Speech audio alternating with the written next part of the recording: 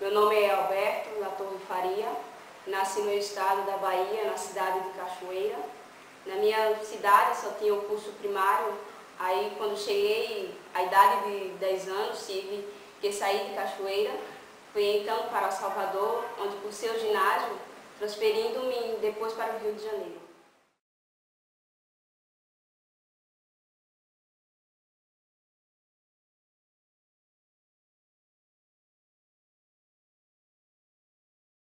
A educação física sempre existiu no Rio de Janeiro, onde eu morava existiam muitos centros onde se praticava a educação física, sob a orientação de professores que não tinham curso, pois não existia na época. Nesse tempo não se usava esse nome, e sim ginástica. Era o nome mais usual, principalmente no Exército. Aliás, deve-se ao Exército Nacional o papel de precursor da educação física metodológica. Bem, nós estamos em 1928, quando se funda o Centro Provisório da Educação Física na antiga Escola de Infantaria da Vila Militar, sobre a orientação técnica do então primeiro-tenente Inácio de Freitas Rolim. Nesse centro se matriculam professores mandados pelo grande educador, professor Fernando Azevedo. Aí se forma a primeira turma de professores. Eu tive a ocasião de trabalhar nesse centro, dados os meus conhecimentos de luta, de ataque, defesa, um pouco de boxe, um pouco de luta livre e rudimento, no então jiu-jitsu, hoje judô. Os professores ali formados foram então espalhados pela rede escolar, principalmente para a escola normal. Ele foi executor do Estado Novo, um anticomunista ferrenho, mas gostava dos desportistas e dos ginastas. Ele foi o comandante do Centro Militar de Educação Física, que mais tarde veio a se transformar na Escola de Educação Física do Exército, na qual eu trabalhei 7 anos. Saí de lá para ser instrutor de ginástica e esgrima na Escola Militar. Isso em 1937, naquela mesma época, é criada no Ministério de Educação e Saúde a Divisão de Educação Física. Essa divisão é criada pelo ministro Capanema, sendo o presidente do país, o Dr. Getúlio Vargas, prestou grandes serviços à educação física. Inclusive, ela é a matriz da Escola Nacional de Educação Física.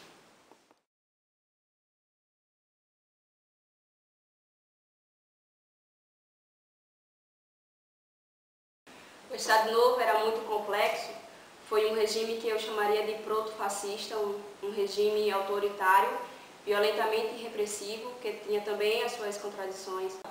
O Dr. Getúlio era um intelectual de maneira que compreendia o seu Ministério de Educação, ao mesmo tempo em que, através do seu Ministério da Guerra e seus chefes de polícia, se praticava os maiores desmandos, espancamentos, torturas. Criou inclusive a polícia especial que descia a borracha no povo, que contava com muitos professores de educação física, professor Inesio Pena Marinho, professor Vitor Macedo Soares, foram todos da polícia especial.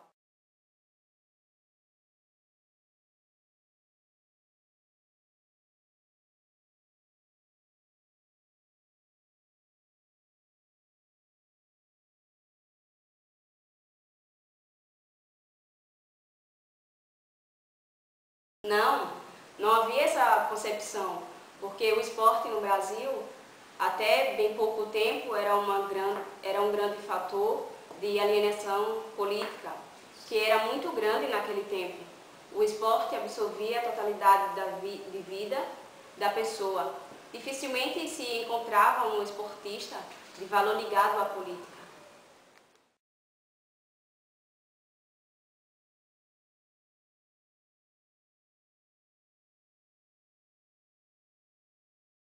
Olha, é muito difícil você penetrar nas intenções dos homens. Eu, que fui o primeiro titular da cadeira de esportes, de ataque e defesa, nunca recebi a menor restrição contra os programas que fiz e as aulas que dei. Pelo contrário, fui convidado para dar aulas de ginástica e ataque e defesa à guarda pessoal do Dr. Getúlio.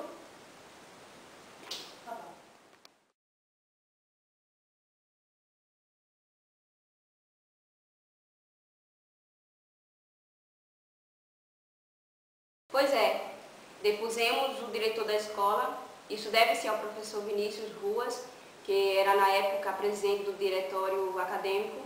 O diretor chamava-se Peregrino Júnior, o primeiro diretor a não ter curso de educação física.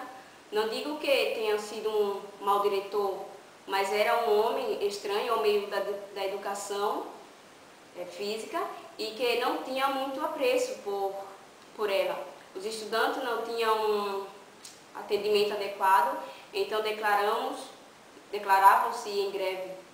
A greve durou 6 meses, só determinando quando o professor Peregrino, numa atitude elegante, vendo que os estudantes mantinham-se firmes, pediu aposentadoria. A greve repercutiu nacionalmente, tendo sido prestigiada pela UNE e contando também com o apoio do Diretório-Geral dos Estudantes da Universidade do Brasil.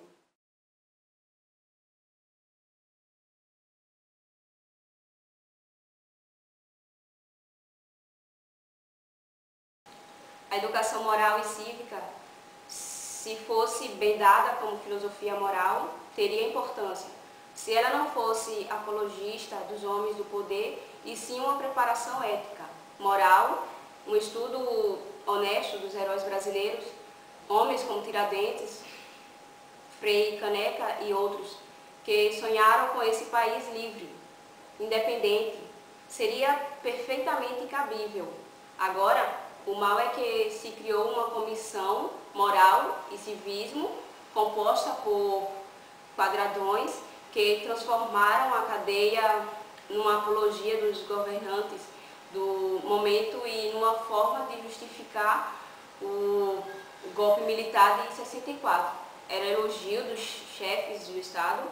Eu dava a filosofia da moral, dava a ética, preparava os estudantes para ter consciência de que ele era participante da vida nacional e que ele trazia uma aragem nova à política.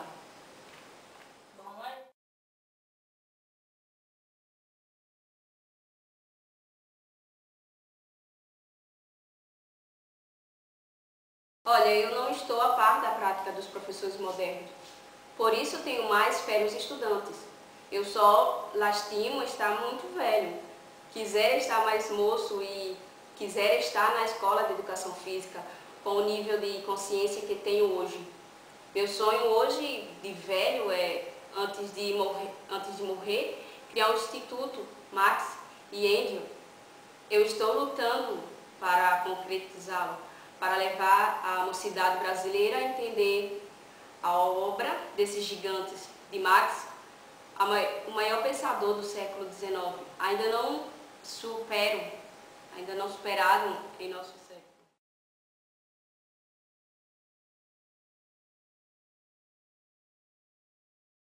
Devo ao professor Deodoro de Alcântara Filho, formado na Bélgica, minha aproximação com a educação física. Foi ele que, por volta de 1946 a 48, construiu um velódromo em Manaus. Eu fiz direito até o 3º ano em Manaus. Fiquei então sabendo da existência de bolsas de estudos que eram oferecidos pela Escola de Educação Física a outros estados. Resolvi concorrer a uma delas. As provas eram divididas em físicas, corrida de 100 a 800 metros, salto em distância, salto em alturas, subida de corda, que tinha a função de sentir se realmente o candidato possuía alguma aptidão física para a educação física, e intelectuais que consistiam em uma prova de português versando sobre um tema de história do Brasil, uma prova de biologia e uma de matemática. A escola era muito bonita, ficava no lugar mais bonito do Rio de Janeiro, entre o Pão de Açúcar e o Corcovado.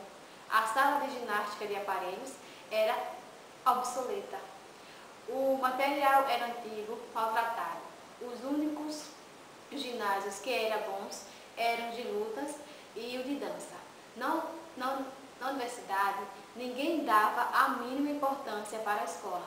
Foi então que houve eleições para os representantes de turma junto ao diretório acadêmico.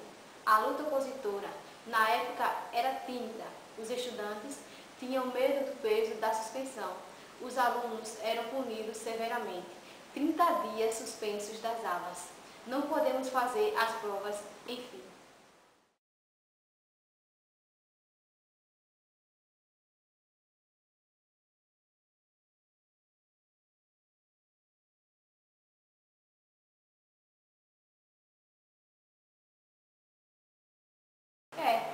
Fui convidado pelo professor Pascoal Barroso para ser professor da Divisão de Recreação Operária do Ministério do Trabalho. Lá chegando, encontrei o serviço de recreação operária dominado por pelegos, que promoviam atividades em nada contribuindo para a organização dos trabalhadores. Com o passar dos anos, já no governo de Jango, recebi um convite para ser diretor da divisão.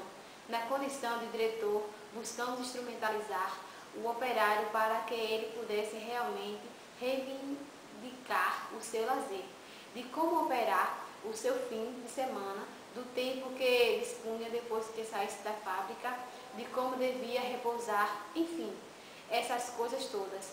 Víamos então, nas favelas, lugares onde moravam os operários, os núcleos de recreação operária, onde eles se reuniam, conversavam e passavam a formar os conselhos operários que diziam o que eles desejavam de nós com recreação. Passávamos filmes e esse foi uma das coisas que me levou para o exílio. Eles queriam me prender porque achavam que eu estava colaborando com aqueles distúrbios do sindicato das metalúrgicas. Com os marinheiros, na verdade, foi uma determinação do ministro.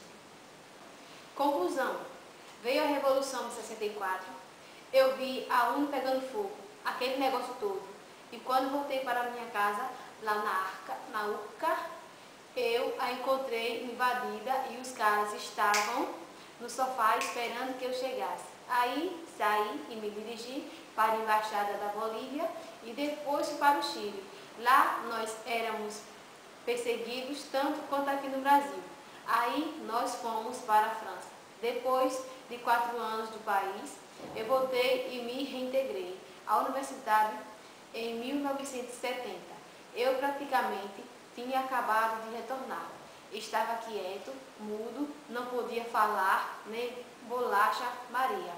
Foi exatamente nessa época que Maria Lenk assumiu a direção da escola, arrasando com todo mundo, fechando o diretório acadêmico.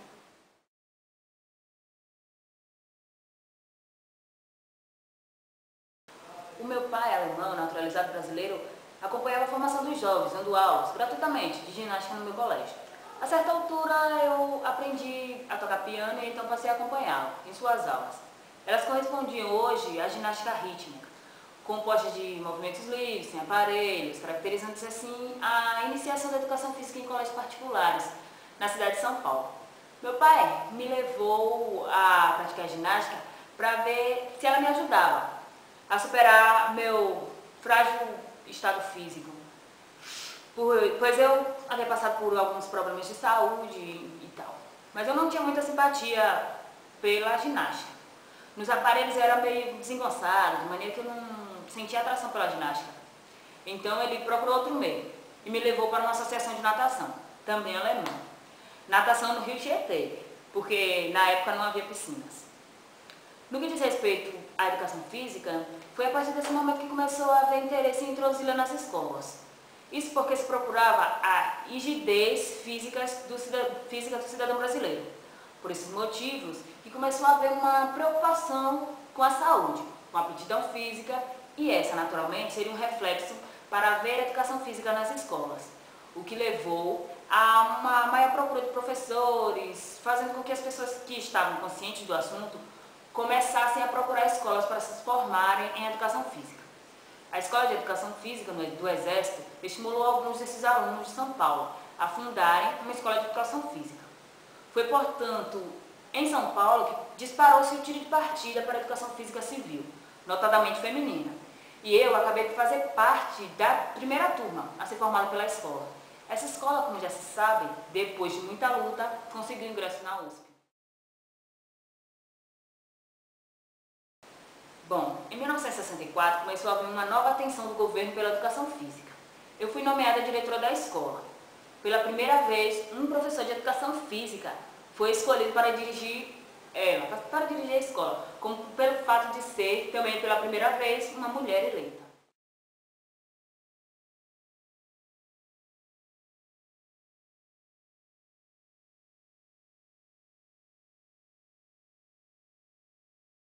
Não, se você analisar a história, você concordará comigo que o esporte e a educação física receberam sempre um maior impulso nos regimes militares. Isso porque o regime militar se preocupa, sobretudo, com a rigidez e a aptidão física, por estarem os militares sempre atentos aos riscos de uma nova guerra.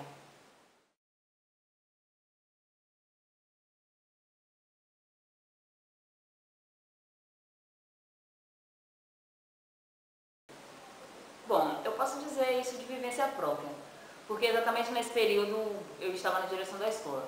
Quando eu assumi em 68, a preocupação do governo era de acabar com as células. Centros comunistas, que estavam mais ou menos velados em forma de diretórios acadêmicos e que não se preocupavam com o ensino, mas sim com os assuntos políticos, revolucionários ou contra-revolucionários, vamos chamar assim. Nós ainda defendíamos que a ginástica fosse obrigatória na universidade. Então, havia a Confederação Brasileira de Desportos Universitários, CBDU. E ocorreu uma coisa interessante, porque você também vai perceber que quem está ligado ao esporte raramente se interessa pela política. Eu mesma não me interesso por política. Eu me interesso em saber o que eles conseguiram fazer em função da educação física e do desporto.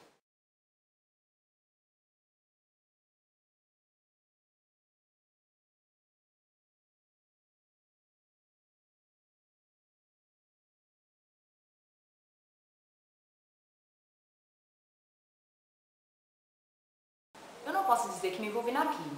Eu nunca me meti em política de espécie alguma em toda a minha vida. Eu sou lançada às vezes em postos políticos.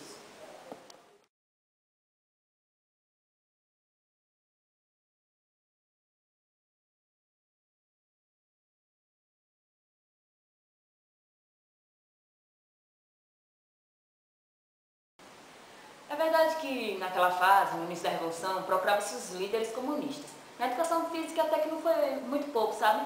Havia um que realmente assumia uma liderança, mas ele, por natureza, era realmente assim, muito exuberante. Queria se projetar muito mais do que qualquer convicção política. Infelizmente, ele teve que arcar com as consequências. Mas, em geral, os professores de educação física não se envolvem em política.